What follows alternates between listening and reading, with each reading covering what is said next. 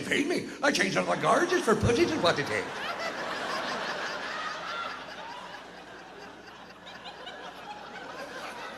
What? Are we going to see Big Ben? I told you to look to the left, you look to the right, I'm getting paid by the mile on the minute.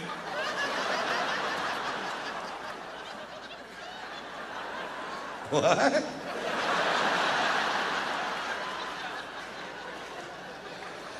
Whatever, dude.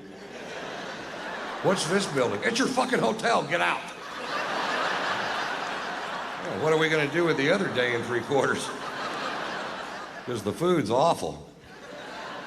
It is awful, too. They took us to a place called the Fox and the Hound, and I'm pretty sure that's what we were eating. I don't know which one they were serving that night, but I can tell you this, it needed ketchup. And they didn't have any ketchup.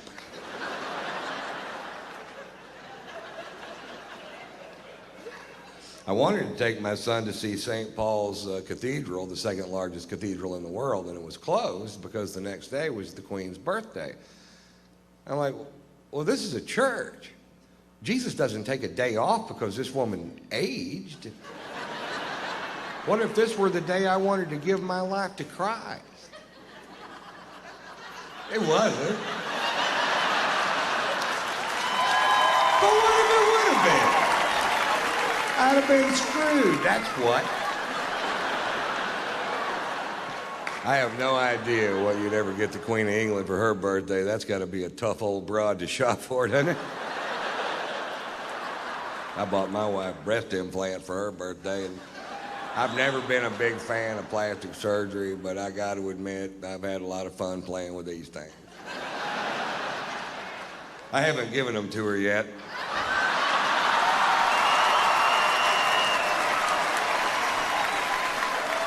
I just keep them on my tour bus and just rub them in my face. I'm glad they clean up easy.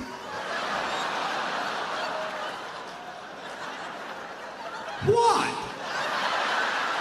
I'm just glad they're not made out of corduroy. That's all I'm saying. I'd have to have them Scotch guarded.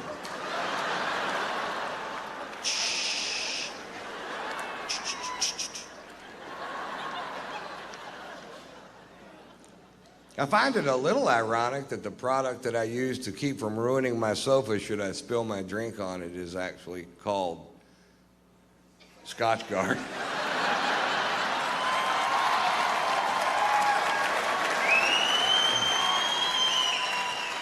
Sometimes things just work out perfect. Yeah, I'm looking for a product that'll protect my sofa should I spill my scotch on it. What do you have? We've got Scotch Guard.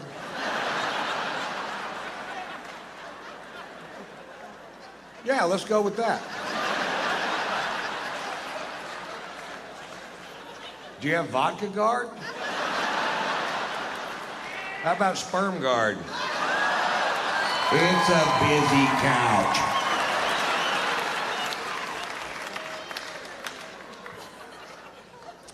I found out when I got back from Europe that I was being sued by a paper plant. That's what the lawyers are for. I don't know if you've ever driven by a paper plant, but the byproduct of the manufacture of paper in this country is a stench so foul it will knock you to your ever-loving knees. Crown Paper in Houston, Texas is suing me because I said on stage in Houston, Texas that Crown Paper was making the town stink. Like I let some big cat out of the bag. Oh, we didn't know it stunk till you brought it up, Ron. Come to think of it, it smells like a hard-boiled egg fart in this town. Is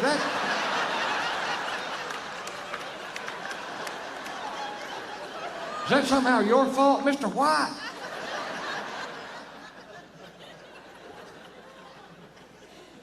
The reason I brought it up, I'm from Houston, and as a child, I lived literally in the shadow of this paper plant.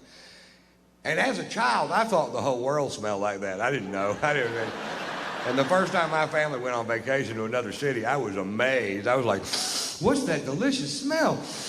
Oh, God, that smells like heaven and flowers mixed together. What is it? That's a sewer treatment facility. That's fetid shit. You should bottle that, send it to Houston. People can rub a little under their nose. Walk right by that paper plant without throwing up their fucking lunch. And we found a new use for fetid shit. I think we all win.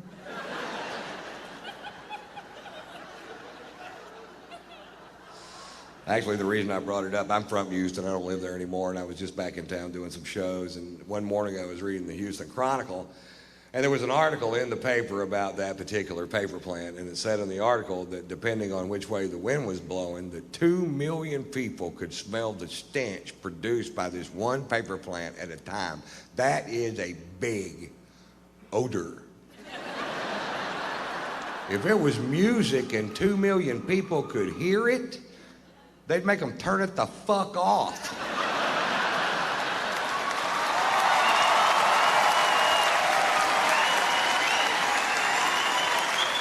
Because it's a smell, it's okay? No, it's not okay. Find a way to make paper that doesn't stink. It's not like you're trying to make catfish bait out of cabbage, goddammit. You're making paper out of wood. Paper doesn't stink, wood doesn't stink. You're doing something to make it stink. Fucking quit.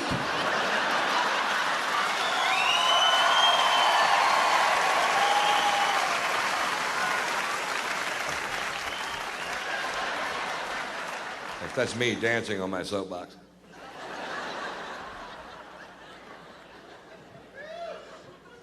I love this country. I consider myself a patriot. I met my first wife during the Vietnam War. She was from this quaint little village outside of Phnom Penh.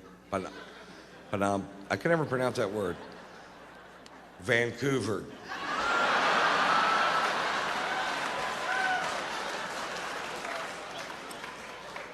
It's not true. Funny, but it isn't true. I love this country. I do what I can to support our troops no matter what they've been asked to do. I don't have to agree in advance with the mission to support the young men and women who do my bidding.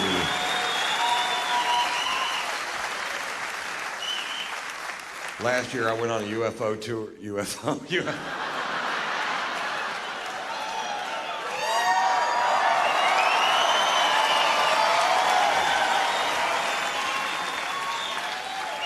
That's good, Ron. I went on a UFO tour, which not a lot of comedians are asked to do.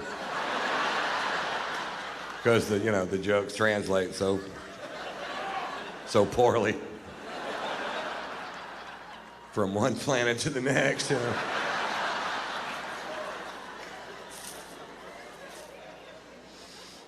These are legal aliens.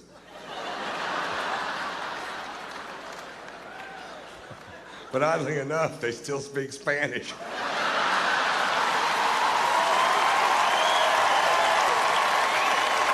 I went on a USO tour, and I'll tell you the difference. Earthlings. I was in Germany for 10 days doing shows for troops going into and coming out of Iraq and Afghanistan, and they asked me to go to Iraq, and I was like, fuck you.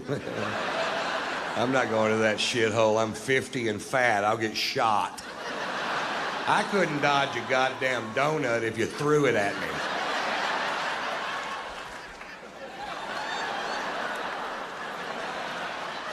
What'd you throw a fucking donut at me for, man? You hit me right in the heart, dude. And then when we filmed Blue Collar 3, we filmed it in Washington, D.C., and the fine folks at the USO asked us to spend the day at Walter Reed Hospital. And if you go to Walter Reed Hospital, you'll see a byproduct of this war nobody likes to talk about, but they should talk about it every day, because the sacrifice these young men and women have made for this country, they can't take back, and they should be applauded and saluted and given the best medical care we can give them for the rest of their lives. And they should not live in abject poverty because they made a sacrifice to the greatest nation on this planet. And if we fail there, we fail everywhere we can fail, folks.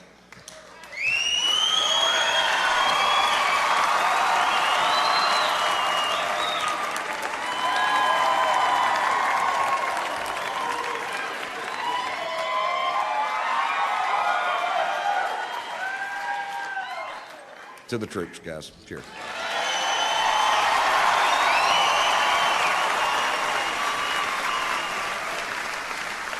I'll tell you one USO story. We're going from room to room visiting these amazingly brave Americans at Walter Reed.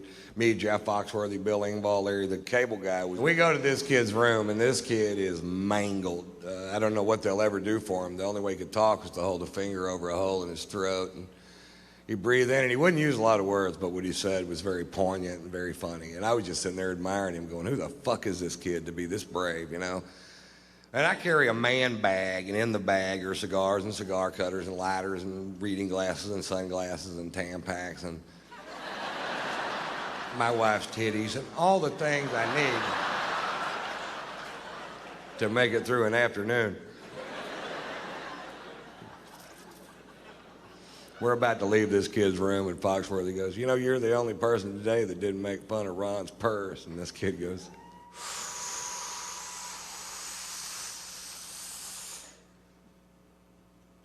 pussy.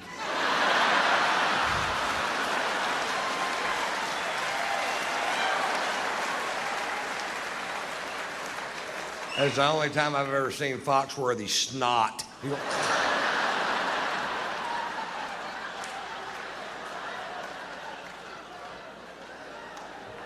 He called you a pussy, dude.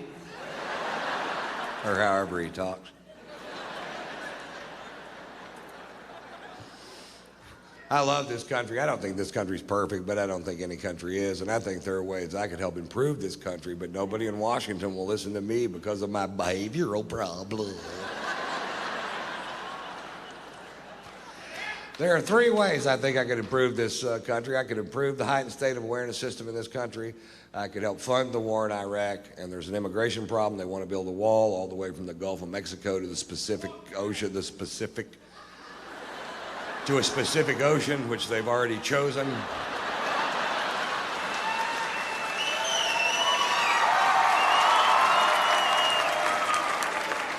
Oh, he was sharp than that. We saw him. Went on a UFO tour and took a trip across a Pacific Ocean, which he had already chosen in advance.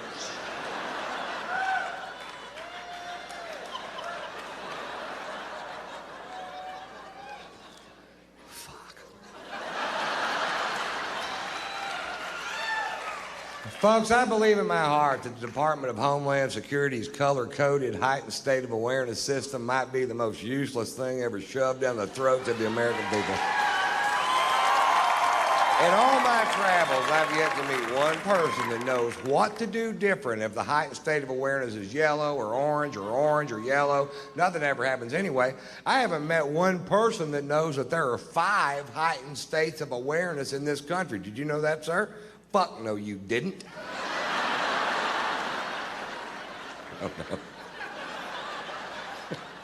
Blue, green, yellow, orange, and red. Apparently, when the heightened state of awareness is blue, you don't even need sunscreen. You can just walk outside naked. You can't even burn my cock.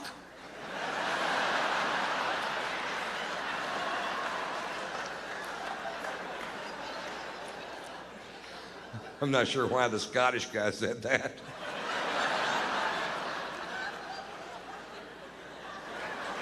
You can't even burn my cock.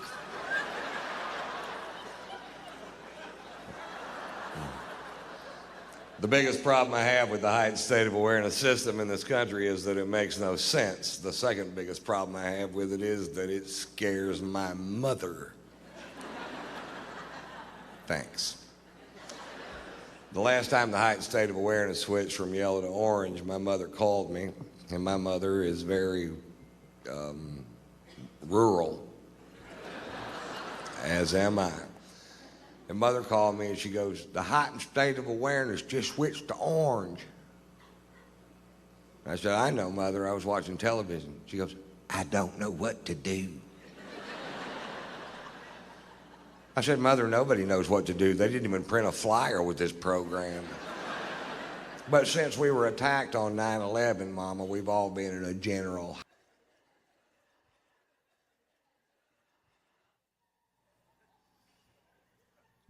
I got thrown out of a bar in New York City.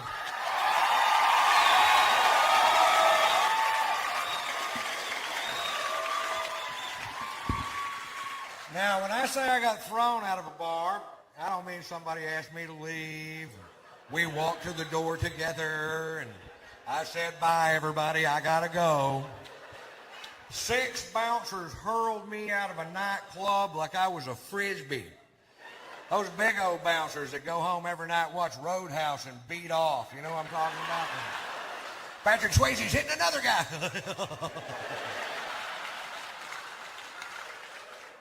For wearing a hat. I walk into a bar with a hat on. This guy real pissy goes, "Took off the hat!" I'm like, "What's the deal?" He goes, "I'll tell you what the deal is. Faggots in this area wear hats. We're trying to keep them out of our club." I'm like, "Oh, really? The only way we can tell down south is if they have their hair cut like yours."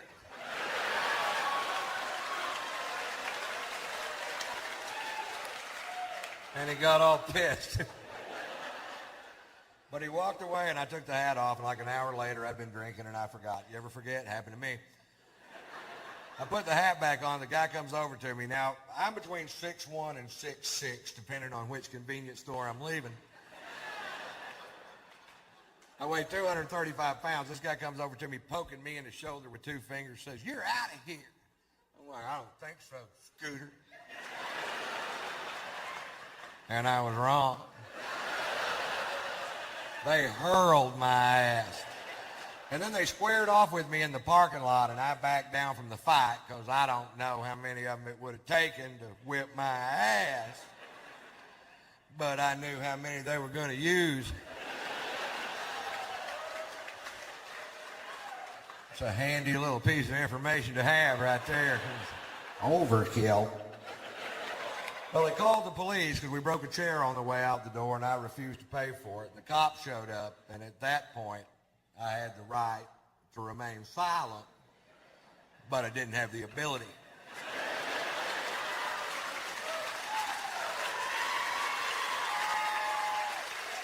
The cop says, "Mr. White, you are being charged with drunk in public." I was like, hi. I was drunk in a bar. They threw me into public. I don't want to be drunk in public. I want to be drunk in a goddamn bar, which is perfectly legal. Arrest them. Well, he didn't arrest them. Instead, they call in for my arrest record. There's some good news. Satellites are linking up in outer space. Computer banks at NASA are kicking on. There's a telegraph in Fritch, Texas going beep, beep, beep, beep, beep, beep, beep, beep,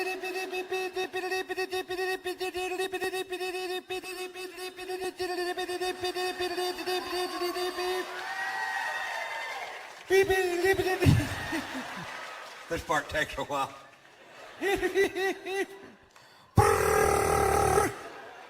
Shorthand.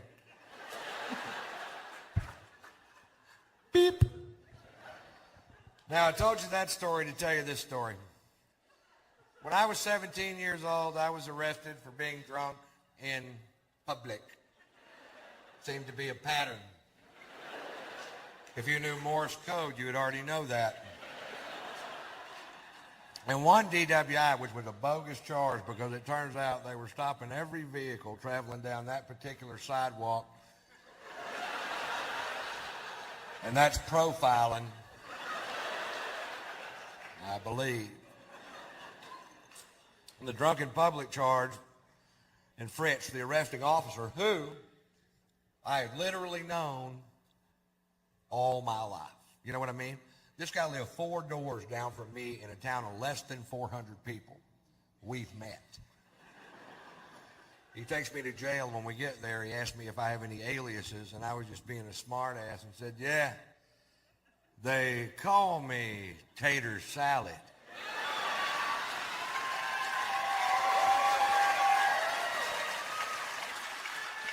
"17 years later in New York City, I'm handcuffed on a bench with blood coming out of my nose. This cop goes, 'Are you Ron Tater Salad White?' You caught me. You caught the tater. You can take down those roadblocks now. I call my son Tater Tot. And Poot.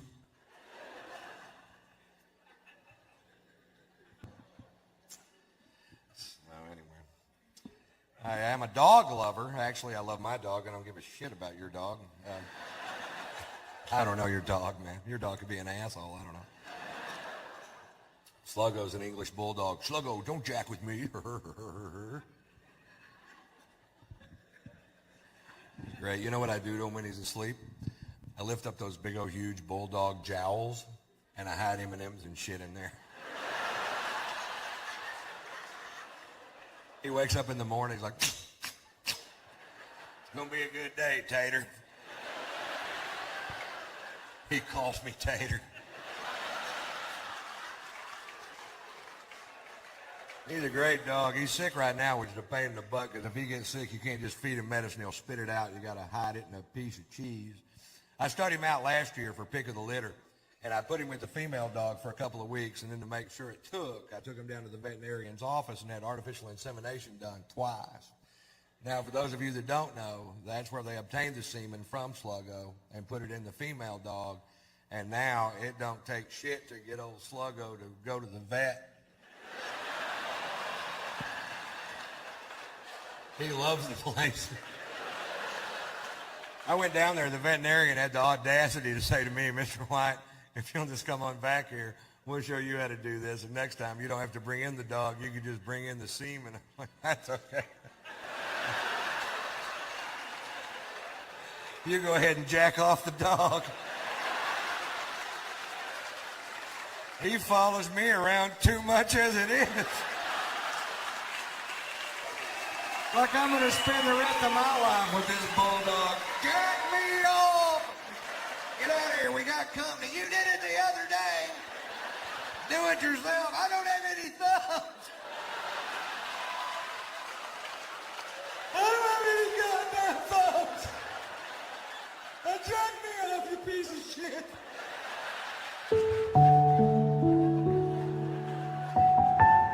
Do we talk to Daddy that way?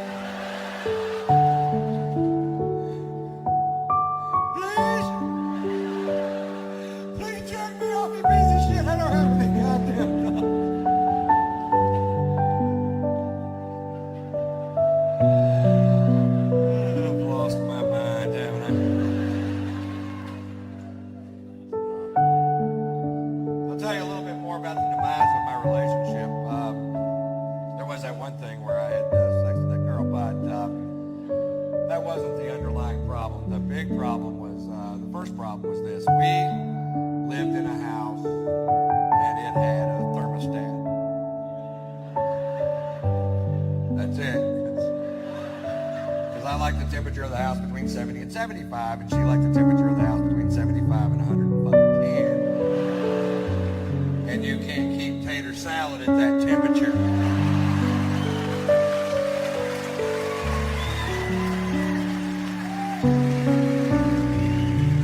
We fought about it. She was psycho. Psycho women love me. We have an argument one night about the temperature of a dwelling. She goes outside with a butcher knife and cuts the tires on my truck. So I drug up an old Polaroid and entered her in Hustler's beaver hunt.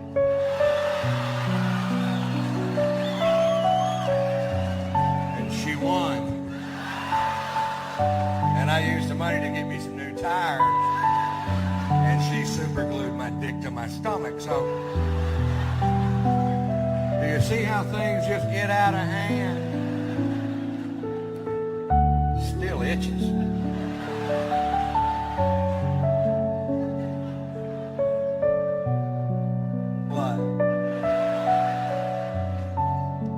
After 3 years of being married to this woman, I still didn't understand her. She would get mad at me when I was trying to help her. I'll give you an example.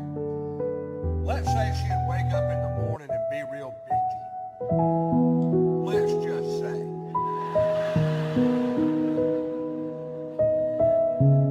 And I knew in my heart she was suffering from PMS. And out of my love for her,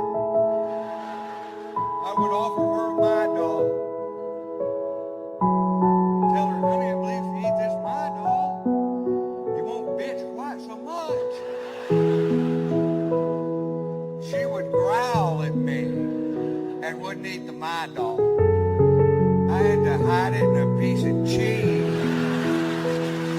Thanks for playing along. I hope you enjoyed it. You guys were great, man. Thank you very much.